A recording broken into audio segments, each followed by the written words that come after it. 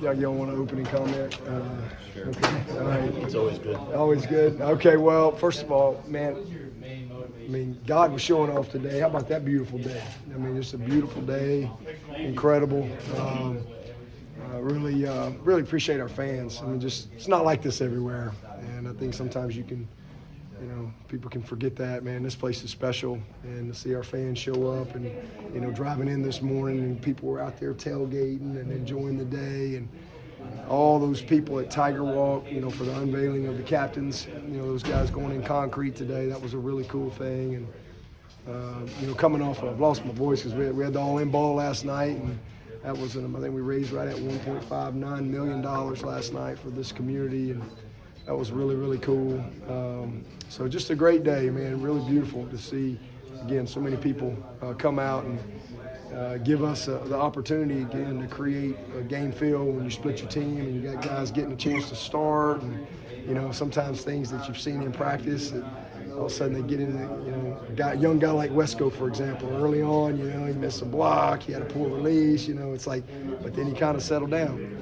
And I think, you need moments like this to prepare. Again, that's the reason why people have preseason games and scrimmages and things like that against other people. So it's a very meaningful day. Obviously, you're not going to take a whole lot schematically out of a spring game and things like that, but just from a personnel standpoint, to give a lot of guys opportunity, it'll help them grow, help them develop, and help us evaluate them a little bit further. So a good day. I got a chance to see a lot of guys, flash and make some plays. And, it was fun. Obviously, we had some guys. We held Brandy, held Maffa, held RJ, held Barry.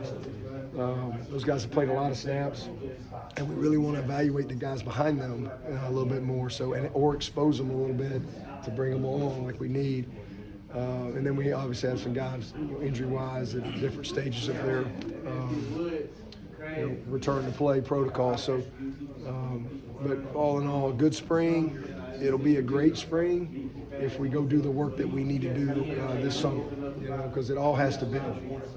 But all in all, you hate to see it come to an end, because this is the best part of being with the players every day, and just the process of meetings and practice and review and all that stuff. So now we got a good 3 weeks of training coming up. This is a big 3 weeks for us from a strength and conditioning standpoint, and really setting the tone for the summer.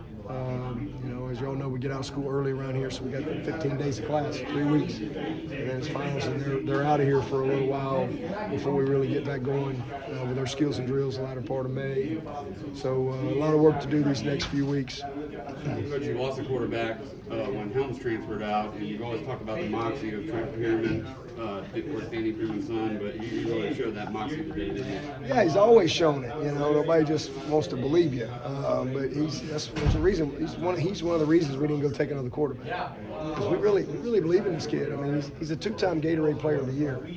I mean, you don't get lucky and win back-to-back state championships, and this guy threw for a gajillion yards in high school. You got to have something to you. And a lot of things with him. He's a little undersized. Got a good arm, not an elite arm, but he plays with good timing, great timing, and he has a really good understanding. And just again, a lot of moxie.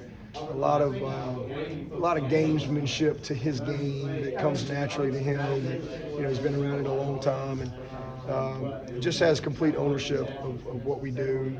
Very familiar to him with some things that he did in high school as well. So I'm proud of him, and that's why we wanted to get him on both sides. We like our group. We really do. We like all three of our quarterbacks, and Paul Tyson has practiced all spring, and he stayed sharp, and he would be ready to play today if we needed him to be. We got another really good walk-on kid coming in, a preferred walk-on guy that'll give us a little more depth there too. But we like our guys. We like those three.